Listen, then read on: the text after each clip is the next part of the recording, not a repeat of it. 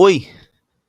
Então, dessa vez eu vim aqui ler esse artigo nomeado Como as fronteiras possibilitam os crimes estatais. Esse artigo foi escrito pelo Nathan Goodman. No caso, ele foi escrito originalmente no dia 15 de março de 2014.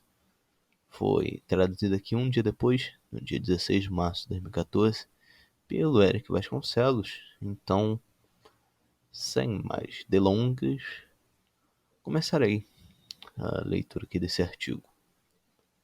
Em Tacoma, no estado americano de Washington, imigrantes presos mantidos no Northwest Detention Center estão em greve de fome. Os oficiais da Agência de Imigração do Governo dos Estados Unidos, a Immigration and Customs Enforcement, ICE, enquanto isso, tentam intimidá-los e alimentá-los à força. Quando converso com muitos americanos a respeito dessa greve de fome, muitos não expressam qualquer simpatia aos presos. Rotulam os imigrantes como ilegais e usam isso como desculpa para violar seus direitos humanos. Seres humanos não podem ser ilegais. Referir-se a eles dessa maneira os desumaniza, através de uma ideologia tóxica e racista. As ações de uma pessoa podem ser prejudiciais ou até criminosas. Mas o que há de criminoso em migrar? Tudo que os imigrantes sem documentação fizeram foi entrar em um novo país para viver, trabalhar e sustentar suas famílias, através do comércio livre e da associação pacífica com outras pessoas. Nada disso é crime.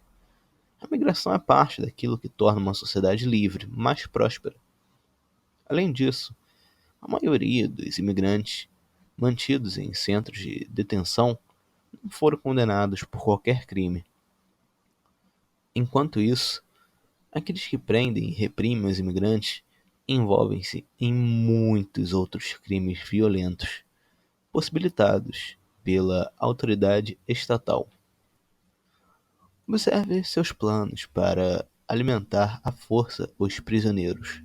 Por exemplo, a alimentação à força é amplamente considerada uma forma de tortura e já foi declarada desumana e cruel por organizações que incluem a Cruz Vermelha Internacional, a Associação Médica Mundial e as Nações Unidas. Por definição, forçar a alimentação dos grevistas envolve uma brutal e dolorosa violação da autonomia de seus corpos para suprimir sua expressão política. Os crimes do sistema de detenção de imigrantes não param por aí, contudo. Os imigrantes são mantidos presos indefinidamente, supostamente durante procedimentos legais. Não são acusados de quaisquer crimes e seus direitos à representação legal não são honrados. Em 2010, 84% dos imigrantes presos não eram representados por advogados. Isso não é justiça, é sequestro. Um procedimento sem devido processo legal dentro da legalidade. Essas detenções sem acusações, julgamento ou representação frequentemente acontecem porque são lucrativas. O Northwest Detention Center, onde os presos em greve de fome estão sendo mantidos, é operado em um modelo privatizado pelo Geo Group. Como grupos prisioneiros terceirizados, como a Corrections Corporation of America e o Management and Training Corporation, o Geo Group consegue uma quantidade obscena de dinheiro público com o trancafiamento de seres humanos em jaulas, ao invés de fornecer bens e serviços que as pessoas de fato desejam comprar. Essas empresas prisionais utilizam a violência estatal para conseguir o dinheiro roubado das pessoas através dos impostos. Em todo o mundo, os governos usam as fronteiras como justificativa para violar os direitos individuais e fazer uso de violência criminosa. Por exemplo, o Estado canadense enjaula imigrantes indefinidamente, simplesmente por serem imigrantes. Frequentemente, essas pessoas são mantidas em solitárias. Outra forma internacionalmente reconhecida de tortura. Enquanto isso, o Estado israelense tem enviado refugiados africanos para um enorme campo de prisioneiros. Lá, eles são sujeitos à violência e discriminação motivadas por um clima de racismo paranoico, em que os africanos são temidos como infiltrados que podem enfraquecer a maioria judia de Israel. Estados em todo o mundo sequestram, prendem, torturam e deportam migrantes e refugiados. Mas a brutalidade das restrições à imigração não param por aí.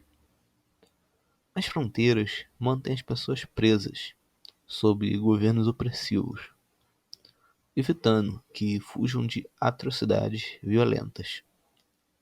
Por exemplo, gays, lésbicas, bissexuais e transgêneros fogem da repressão homofóbica do Estado russo e acabam prisioneiros das burocracias de imigração.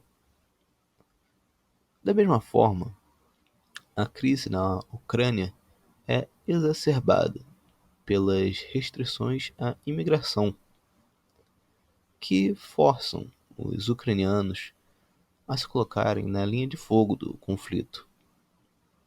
Como Sheldon Rickman afirmou recentemente, os ucranianos que desejem sair dos locais violentos onde vivem permanentemente ou temporariamente devem ter a liberdade para se mudar para os Estados Unidos. Perceba, como nós ousamos, como americanos, confinar os ucranianos a uma situação de que eles precisam desesperadamente fugir.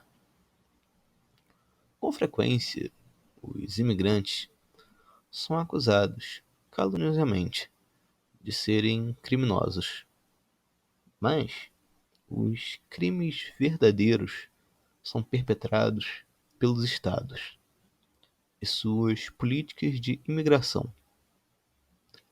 Os estados sequestram, torturam e roubam para garantir seu poder sobre as linhas desenhadas nos mapas. E para isso, permitem que outros estados reprimam brutalmente seus cidadãos. Todos os estados são criminosos e as fronteiras são suas armas mais poderosas. Então, é isso.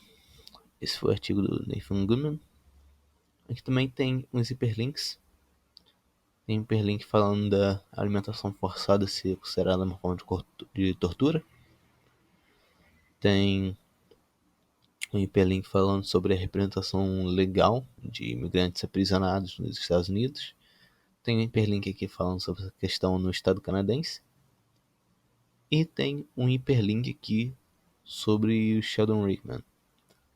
Não sei se é em relação a onde ele falou isso ou só a página pessoal dele.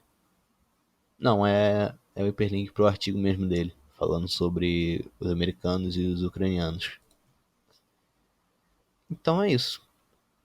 Como falei, esse artigo aqui foi postado no CAIS, o famoso centro para uma sociedade sem Estado aí, traduzindo ao português. O código do TikTok e... TikTok não, TikTok e Kwai estarão aí na descrição, para caso vocês queiram ajudar o canal de alguma forma. Espero que todos tenham gostado da leitura desse artigo e, como eu sempre digo aqui no canal, até mais.